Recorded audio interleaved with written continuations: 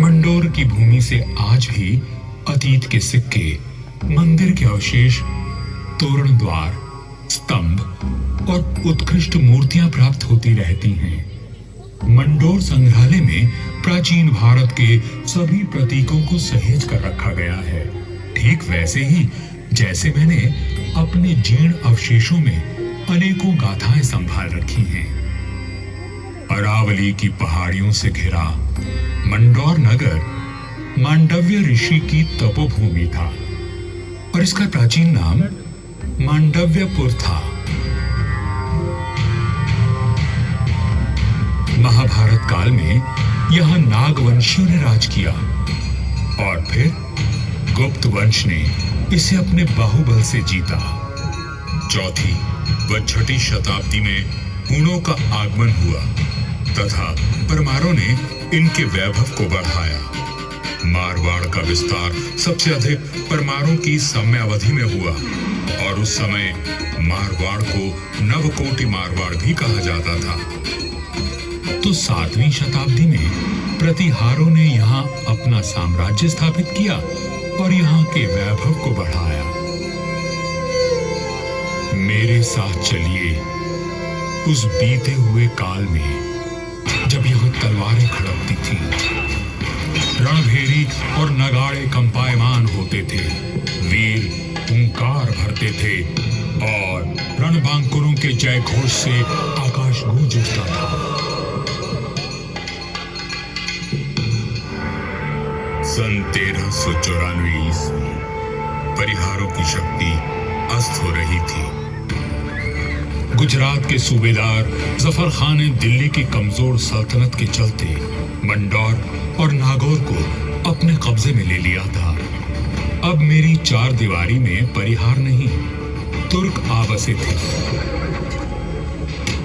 जफर खान का हाकिम ऐबक खान मंडोर दुर्ग का किलेदार था, जो आए दिन अपनी क्रूरता का प्रदर्शन करता रहता था। पीड़ित किसान मंडोर के इंदा परिहार के प्रधान वीरराव हेमा गहलोत के पास मदद के लिए पहुंचे। राव हेमा जी, ये तुर्क हमसे मनमाना लगान वसूल करते हैं। आए दिन हमारी गायों को चुरा कर ले जाते हैं और अब अपने घोड़ों के लिए घास से लदी गाड़ियां मांग रहे हैं। हम तो बर्बाद हो जाएंगे। अपनी शक्ति पर इतना अभिमान कि उसे 3 किसानों पर आजमा रहा है। भैरू जी की सौगंध, जुल्म करने के लिए अब ऐबक खान जिंदा नहीं बचेगा।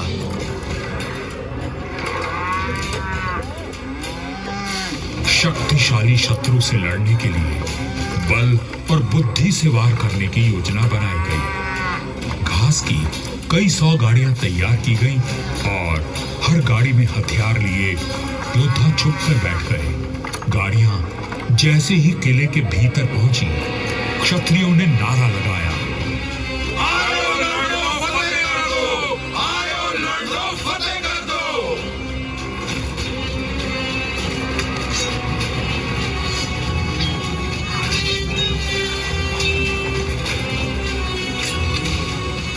इस अचानक हुए प्रहार से तुर्कों को संभलने का अवसर भी न मिला। वीर हेमा गहलोत, समर शूर राव चूंडा राठौड़ और मारवाड़ के वीरों की प्रतापी तलवारें लहराईं तो शत्रुओं के सिरों के ढेर लग गए।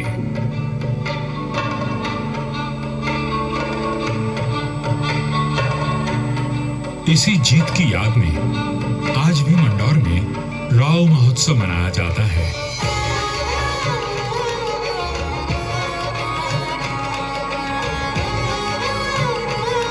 हर वर्ष होली के दूसरे दिन निर्भीक, साहसी हेमा गहलोत और सभी वीरों को याद किया जाता है और बाबा भैरूनाथ जी की पूजा की जाती है, जिनके आशीर्वाद से वीर विजय हुए थे। मंडोर विजय के बाद भी इंदा परिहार का मन अशांत था, क्योंकि ये नगर शत्रुओं से घिरा हुआ था। तब उन्होंने शक्तिशाली राठौड़ वंश को राज सौंपने का निश्चय किया। इंदा के मुखिया राय धवल ने अपनी पुत्री का विवाह राव चुंडा से करवाया और दहेज में मंडौर का दुर्ग दे दिया गया। राव हेमा गहलोत ने राव चुंडा का राज तिलक किया और भाटों ने मंगल गान गाया।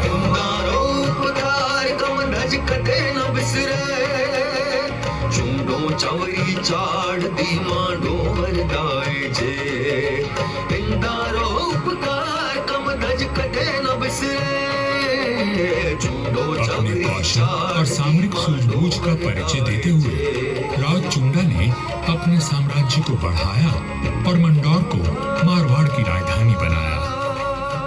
1423 में नागौर के युद्ध में राव चुंडा वीर गति को प्राप्त हुए और उनके पुत्र कान्हा के बाद राजदंड राव रणमल ने संभाला।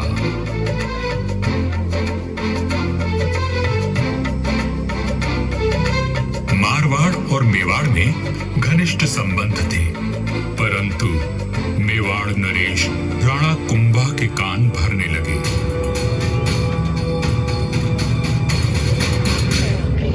मुझे राव रणमल की नीयत ठीक नहीं लगती राणा। वो आपका राज हड़पना चाहता है। वह सिर्फ एक पक्ष को देखते हैं, दूसरे पक्ष से तो उनका कोई मोह नहीं। एक मधुर संबंध में संशय और अविश्वास का विष घोल दिया गया था। 1438 ईस्वी में राव रणमल अपने पुत्र जोधा के साथ चित्तौड़ के दुर्ग में था। रणमल को किसी षड्यंत्र का आभास हुआ और उसने बेटे जोधा को किले से बाहर भेज दिया। पिता की आज्ञा मान जोधा चित्तौड़गढ़ की तलहटी में पहुंचा। तभी एक डोम ने जोधा का ध्यान खींचा, जो एक दोहा गा रहा था।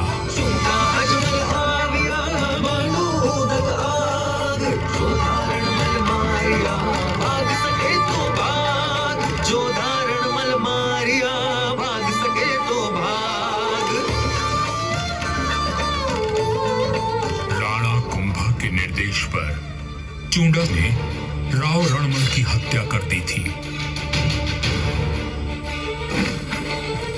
पिता की हत्या का प्रतिशोध लेने की प्रतिज्ञा लेकर युवा जोधा मारवाड़ की ओर बढ़ चला, परंतु चुंडा उसका पीछा करता रहा।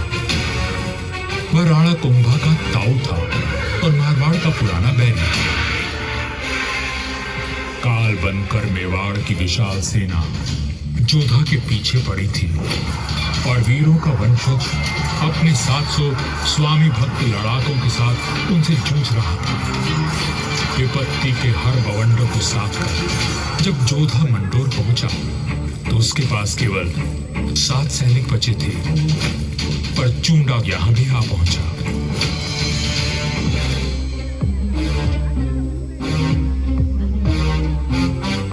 चुंडा बोला, मंडोर किले का कोना कोना छान मारो।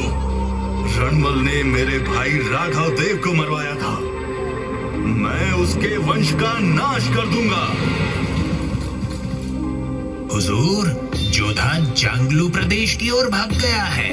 आप कहें तो उसका पीछा करें। रहने दो, वहां रेतीले टीलों में भटक कर वो खुद ही मर जाएगा। तुम राणा कुंभा के पास संदेश भिजवाओ, मंडोर पर अब हमारा राज है। पिता की निर्मम हत्या की पीड़ा और राज खो देने का अपमान लिए जोधा भटक रहा था। हर ओर शत्रु घात लगाए बैठे थे, पर जुझारू जोधा ने आस और विश्वास नहीं खोया। 15 वर्षों तक संघर्ष और अथक प्रयास करने के बाद जोधा ने दुर्भाग्य को जीत लिया। चुंडा की मृत्यु हो चुकी थी और मंडोर को राज जोधा ने फिर से जीत लिया था। समय बदल रहा था और देश पर विदेशी आक्रमणकारियों का संकट घेराया था। ऐसे में एक दूसरे से लड़ने के बजाय मारवाड़ और मेवाड़ ने संधि कर ली।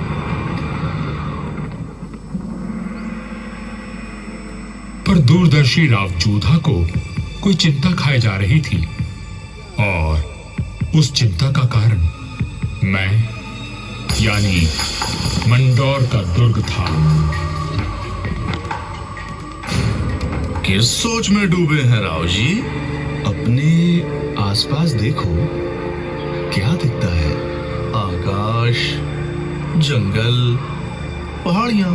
ये पहाड़ियां ही मेरी चिंता है। कई सौ साल पहले ये काफी ऊंची थी और किले तक पहुंचना कठिन था, पर भारी वर्षा और धूल भरी आंधियों ने इनका कद घटा दिया है। राव जोधा की बात पीड़ादायक परंतु सत्य थी। मैं भी अब बूढ़ा और कमजोर हो चला था, सो मेरा त्याग करके मेहरानगढ़ का निर्माण किया गया और ये सही फैसला था। भारत में जब मुगलों का आगमन हुआ तो राठौड़ राजवंश ने उनसे सीधी टक्कर ली और हार माने बिना संघर्ष करते रहे। इस सब में मेहरानगढ़ ने प्रमुख भूमिका निभाई। जोधपुर का इतिहास प्रेरणादायक वीर गाथाओं से भरा हुआ है। त्याग और देशभक्ति के कीर्तिमान स्थापित करके इतिहास में अमर हो जाने वाले वीरों ने जोधपुर का सर सदा ऊंचा रखा है।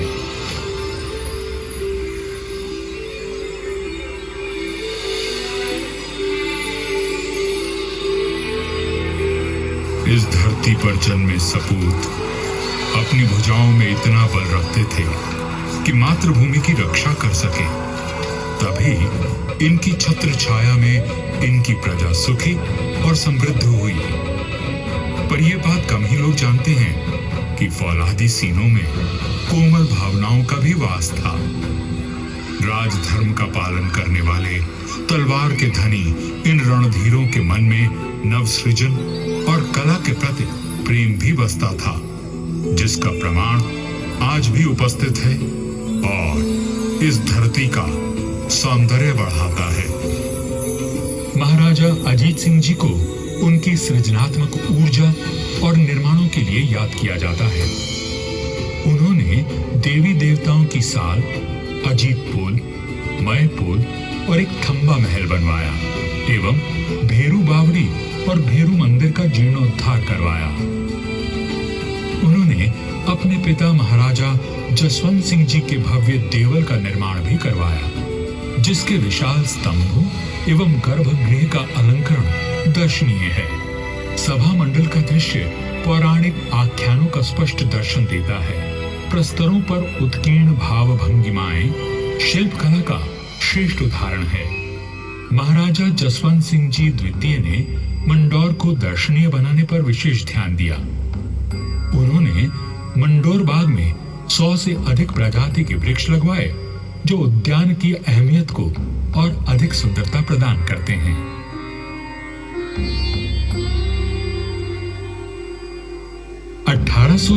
ईस्वी में महाराजा सरदार सिंह जी ने मंडौर के बाग को और संवारा।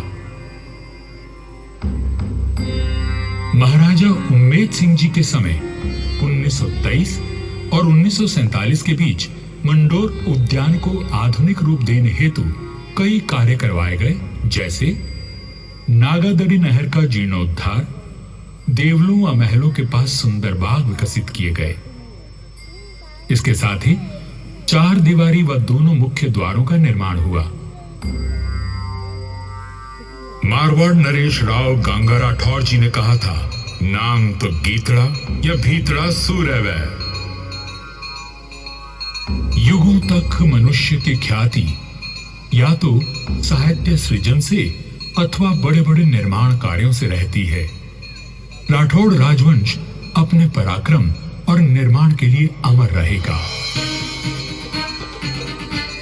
मंडौर में स्थित थड़ों एवं देवलों पर बनी अद्भुत मूर्तियां शिल्पकला की नायाब मिसाल हैं। मारवाड़ के सर्वाधिक शक्तिशाली नरेश राव मालदेव जी से लेकर महाराजा अजीत सिंह जी के देवल आज भी सुंदर नक्काशी एवं बेजोड़ वास्तुकला की छाप छोड़ते हैं।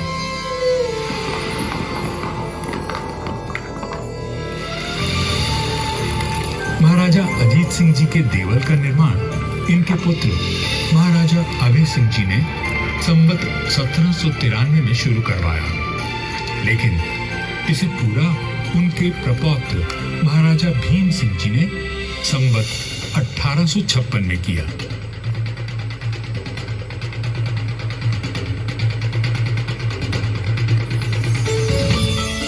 यह राजस्थान के समस्त देवलों में न केवल भव्यतम है, बल्कि अपनी कलात्मकता को सहेजे तत्कालीन शिल्पकला का विलक्षण उदाहरण है। 4 भव्य द्वारों एवं 4 सभा मंडपों से सज्जित यह देवल शैव धर्म की महत्ता को दर्शाता है।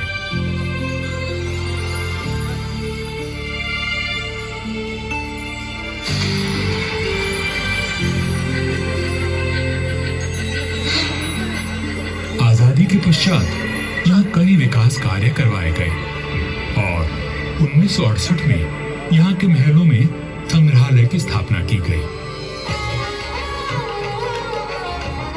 यहाँ जन्मे वीरों और स्वामी भक्तों की मिसाल युगों तक कायम रहेगी। जब वीरपुरी और नाग पंचमी को यहाँ विशाल जनसमूह उमड़ता है, तो आज भी हमारे आत्मीय संबंध जीवंत हो उठते हैं। उनकी आंखों में उमड़े प्रेम और श्रद्धा को देखकर मन भाव विभोर उठता है। सदियों के संबंध आज भी अटूट हैं। मुझे तो समय की आंधी ने नष्ट कर दिया, पर मंदौर के देवल, मंदिर, छतरियों और बाग को संभाल कर रखना इस पीढ़ी का कर्तव्य है।